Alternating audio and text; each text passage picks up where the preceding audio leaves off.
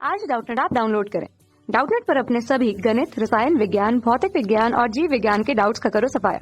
बस प्रश्न की फोटो खींचो, एक ही प्रश्न को क्रॉप करो और तुरंत वीडियो सोल्यूशन पाओ। अभी डाउनलोड करें। हेलो फ्रेंड्स, हमारा क्वेश्चन है what is external and internal force of any system. तो हमें ये इस क्वेश्चन में ये देखना है, तो हमारा कोई भी सिस्टम है, अगर हमारा जो है कोई भी सिस्टम है तो हमारा एक्सटर्नल फोर्स क्या होता है और इंटरनल फोर्स क्या होता है, हमें इस क्वेश्चन में ये देखना है। तो जब भी हम यहाँ पे एक्सटर्नल या इंटरनल फोर्स की बात करते हैं तो हमें सिस्टम को डिफाइन करना पड़ता है। अब यहाँ पे आपके माइंड में ये भी क्वेश्चन आ रहा होगा कि सिस्टम क्या होता है।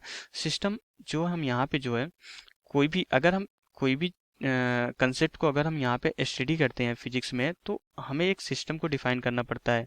जैसे कि सिस्टम अगर हम यहाँ पे स्टडी कर रहे हैं, जैसे कि अगर हम यहाँ पे जो है किसी रूम के टेम्परेचर या ये सारी चीज़ें, अगर हम किसी रूम के जो है किसी घर के किसी रूम के टेम्परेचर की स्टडी करना चाहते हैं, रूम के अंदर टेम्परेचर और जो बाकी फिजिकल एक्टिविटी हो रही है अगर उसका स्टडी करना चाहते हैं, तो रूम को हमें एज ए सिस्टम डिफाइन करना पड़ता है।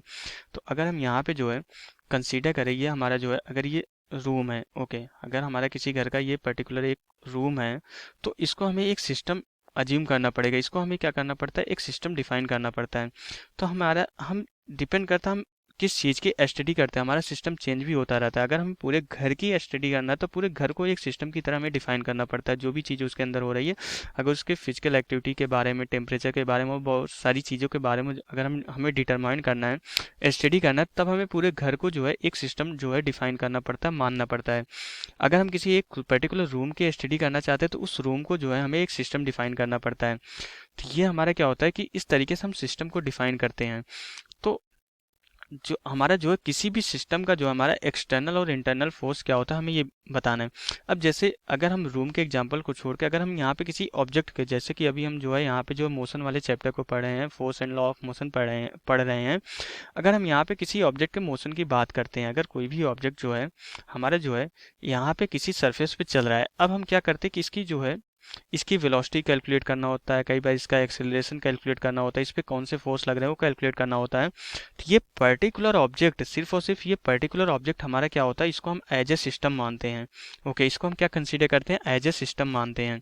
तो अब यहाँ तक आई थिंक आपको ये समझ में आ रहा है कि हम सिस्टम को किस तरीके से डिफाइन करते हैं। हमें जिस चीज़ की स्टडी करनी है, जिस चीज़ के बारे में जो हमें फिजिकल क्वांटिटी कैलकुलेट करनी है, सिर्फ उसको हम क्या मानते हैं, उसको हम जो है सिस्टम डिफाइन करते हैं। अब उस सिस्टम पे जो हमारा इंटरनल और एक्सटर्नल फोर्स, अब आपको इस वर्ड से ही पता चल रहा है कि एक्सटर्नल मीन्स हमारा क्या होता है, बाहर से अगर कोई फोर्स लग रहा है। इंटरनल मीन्स उस सिस्टम के अंदर अगर कोई फोर्स लग रहा है। तो सबसे पहले हम यहाँ पे जो है एक्सटर्नल फोर्स की बात करेंगे हम सबसे पहले, कि हमारा एक्सटर्नल फोर्स हम किस तरीके से डिफाइन करते हैं किसी भी सिस्टम का। ओके, तो अगर हमने यहाँ पे जो है इस रूम को जो है अगर एक सिस्टम माना है, तो इस रूम के बाहर से जो भी फोर्स लगेगा, इस रूम के बाहर जो भी फोर्स लगेगा वो हमारा क्या होगा। जैसे कि रूम के बाहर से हम क्या कर सकते हैं, रूम के बाहर से जो है हम प्रेशर दे सकते हैं, रूम की दीवार पे हम जो है कोई भी फोर्स अप्लाई कर सकते हैं, किसी भी ऑब्जेक्ट से हम जो है रूम की दीवार को हिट कर सकते हैं। तो क्या होता है कि हम रूम की दीवार पे, रूम के बाहर से हम फोर्स लगा रहे हैं। तो जब भी हमारा जो है सिस्टम के बाहर से अगर कोई फोर्स अप्लाई किया जाता है उस सिस्टम पे, सिस्टम के बाहर से अगर कोई फोर्स अप्लाई किया जाता है उस सिस्टम पे, तो क्या होता है कि ये हमारा जो है एक्सटर्नल फोर्स होता है। ओके, अब अगर जैसे कि रूम के बाहर से अगर कोई फोर्स लाए, रूम के बाहर से दीवार पे जो है किसी भी ऑब्जेक्ट से जो है हिट करे उसको, दीवार को, तो उस रूम के बाहर से जो है हम जो है उस पर्टिकुलर रूम पे हम जो है फोर्स लगाए, रूम को हमने सिस्टम कंसीडर किया है। तो अब जो हम जो है दीवार को हिट कर रहे हैं, तो उस पर्टिकुलर सिस्टम के लिए, उस रूम के लिए हमारा क्या होगा, दीवार पे जो हिट कर रहे हैं, जो फोर्स लगा रहे हो, क्या होगा, हमारा एक्सटर्नल फोर्स होगा। तो ये हमारा क्या हो जाएगा, एक्सटर्नल फोर्स का सिंपल इतना मीनिंग होता है कि अगर किसी भी सिस्टम का जो एक्सटर्नल फोर्स होता है उस सिस्टम पे जो है बाहर से उस पे काम कर रहा होता है, उस सिस्टम का जो एक्सटर्नल फोर्स होता है उस सिस्टम का पार्ट नहीं होता है।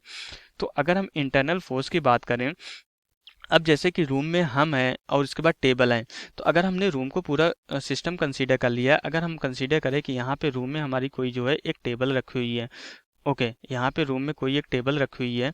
अब इस टेबल को हम यहाँ पे मूव कराना चाहें, अब इस टेबल को अगर हम यहाँ पे कोई फोर्स लगा के मूव कराना चाह रहे हैं, तो अब हम क्या है कि हम सिस्टम के अंदर ही फोर्स लगा रहे हैं। हम जो है रूम के अंदर है, टेबल भी रूम के अंदर है, तो हम दोनों अभी सिस्टम के पार्ट हो गए। हमने जो है टेबल पे फोर्स लगाया, तो हम क्या कर रहे हैं, सिस्टम के अंदर ही फोर्स लगा रहे हैं। तो ये क्या होता है कि ये हमारा जो है, अब ये जो फोर्स होगा ये हमारा जो है इंटरनल फोर्स होगा। इंटरनल फोर्स जो होता है हमारा जो है सिस्टम के अंदर से ही अप्लाई किया जाता है। तो जो भी अप्लाई करता है इंटरनल फोर्स वो भी हमारा सिस्टम का पार्ट ही होता है, और जिस पे अप्लाई किया जाता है वो भी सिस्टम का पार्ट होता है।